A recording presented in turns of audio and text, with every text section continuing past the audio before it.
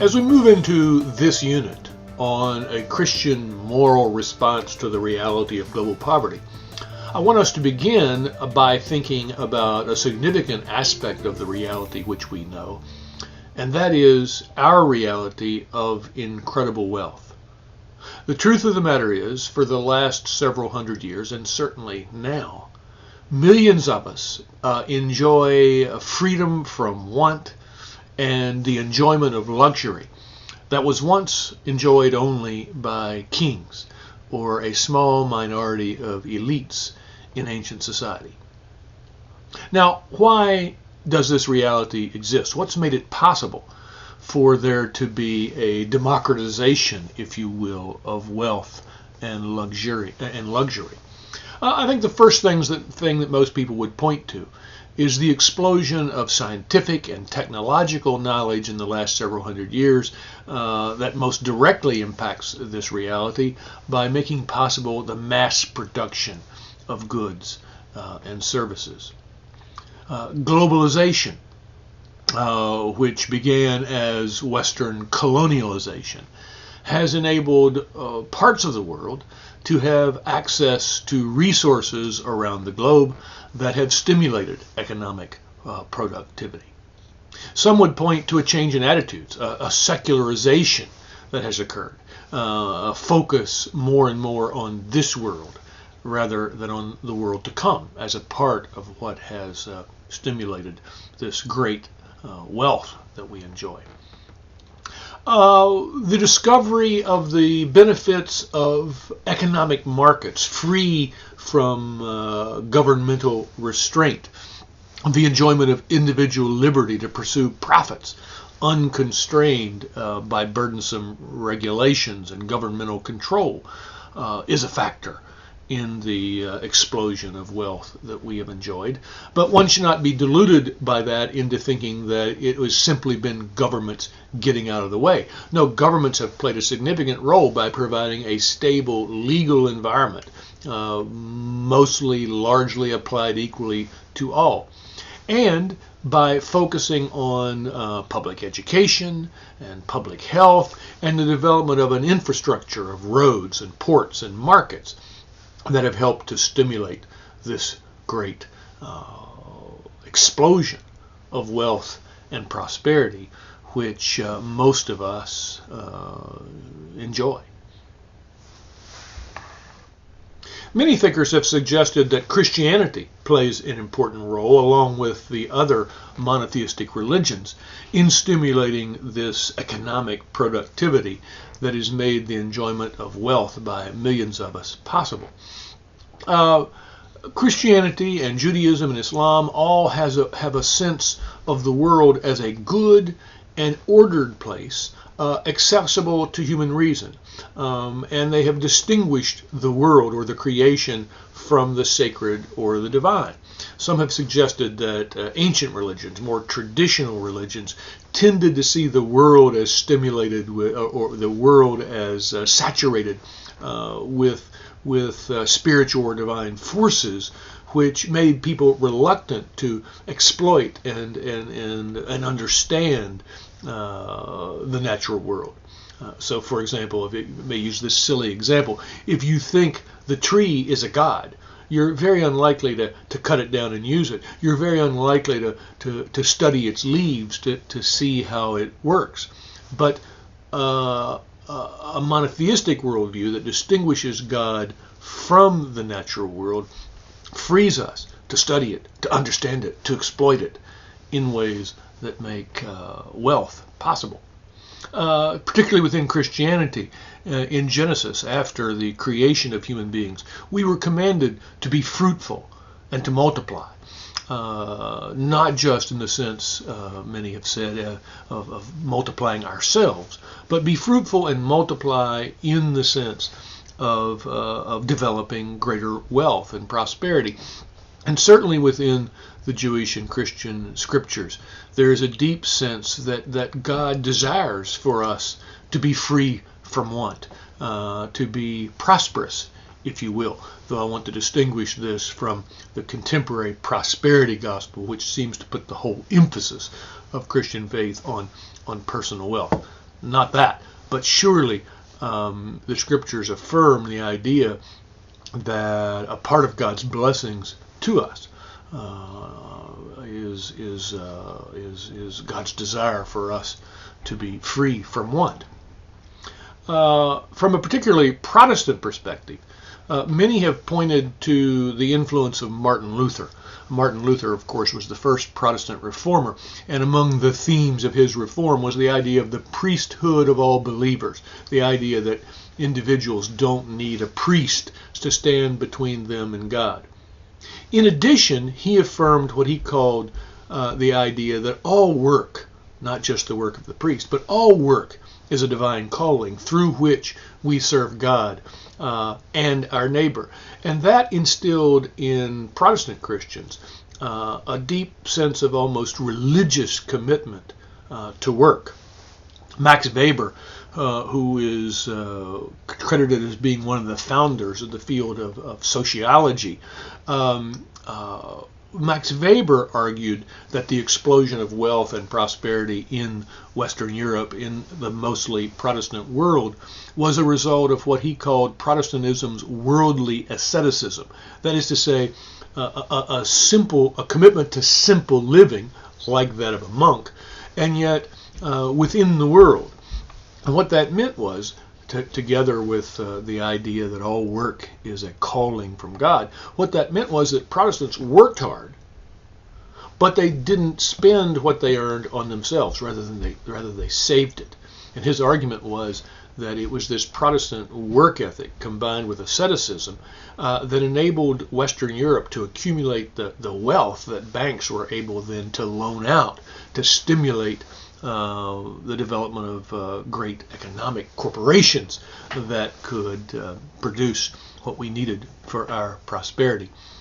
I should argue, or I should let you know, that there is a quite different argument as to where European banks got the wealth to stimulate the development of manufacturing and the explosion of the Industrial Revolution.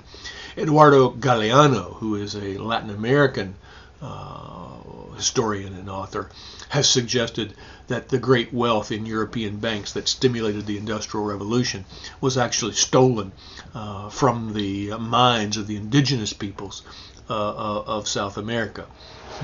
My guess is that there's some truth both in Max Weber's thesis and in Eduardo Galeano's.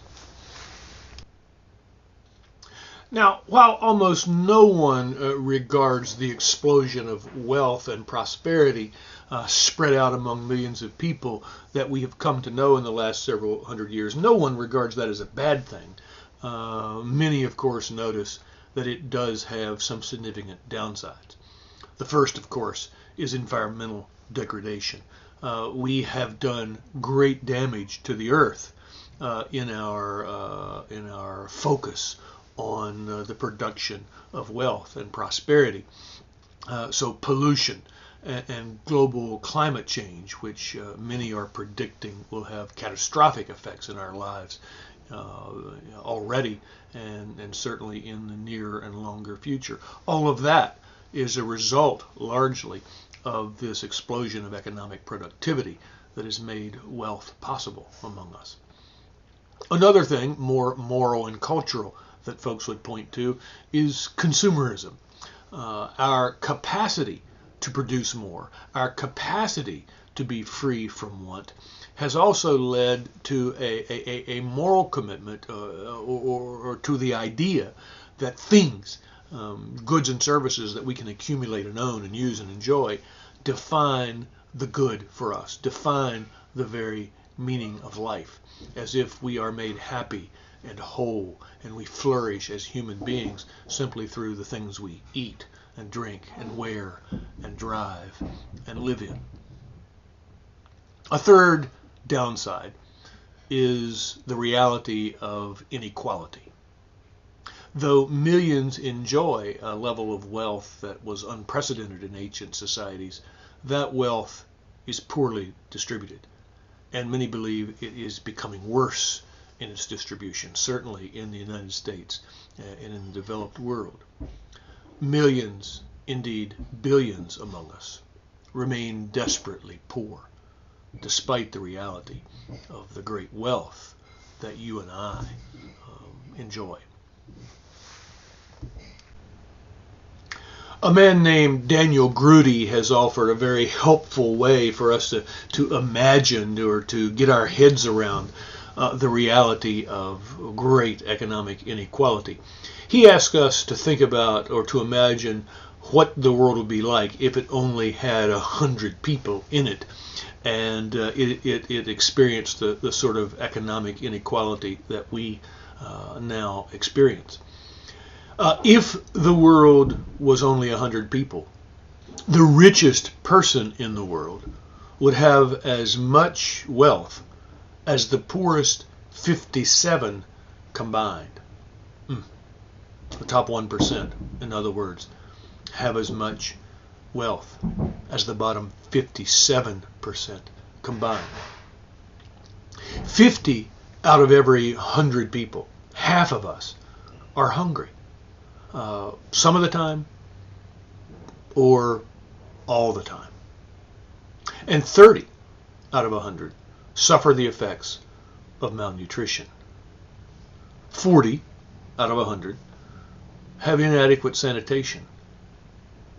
31 live in poor housing or inadequate housing, probably the same 31 without electricity. 15 of the 100 of us do not have satisfactory, safe drinking water. Now let's move to more. Let's move to things that are less necessities, although still for many of us these are necessities. 84 out of 100, if the world is only 100 people, 84 have no access to the internet. Only 12 of us own cars. Only 2 of us have college degrees. You probably don't think of yourself as among the world's elite, but you will likely get a college degree, and you will be one of that 2% that has a college degree. 18 out of 100 can't read or write at all, which is interesting because maybe you, like me, are a bit surprised that so many can read. But still, 18 out of 100 are completely illiterate. Now look at this. 19 out of 100 struggle to survive on $1 a day per person or less. Can you imagine only having access to $1 to spend on the things you need? 48 out of 100, almost half of the world's population, struggle to survive on less than $2 a day. 66 out of 100 live in what international organizations define as poverty. These are startling and troubling displays of the inequality that reigns in our world. Now let's look at this, some of this in terms of just raw data, raw numbers. 1.09 billion human beings live on less than $1 per person per day. Over a billion.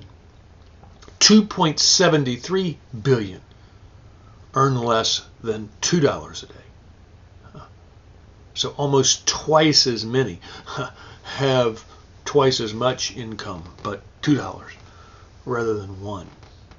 95% or 5.4 billion people live below the U.S. declared poverty line. Startling numbers. The 3 richest people in the world have more assets than the 48 poorest countries combined. And look at these numbers with regard to how the world's wealth is spent. The world spends more on fragrances than Africa and the Middle East combined spend on education. We spend more on toys and games let's say the same on toys and games as the poorest 1/5, 20%, earn entirely in a year. The U.S. and Europe spend 90 times as much on luxury items than what is needed to provide the whole world with safe water and sanitation. I mean, think about that. We could easily provide the whole world with safe water and sanitation were we not spending so much on luxury items. And we would not have to sacrifice that much. We spend 4 times on alcohol what we spend on developmental aid. You will often hear people say that we in the United States are giving away too much money to poor people around the world, or for development assistance. But the world spends 4 times as much on alcohol as it does on developmental aid. Grudy talks about what he calls the most troubling area when we analyze global expenditures, and that is related to military spending. He says, every hour, more than 1,200 children die of preventable diseases. That's the equivalent of 3 tsunamis each month.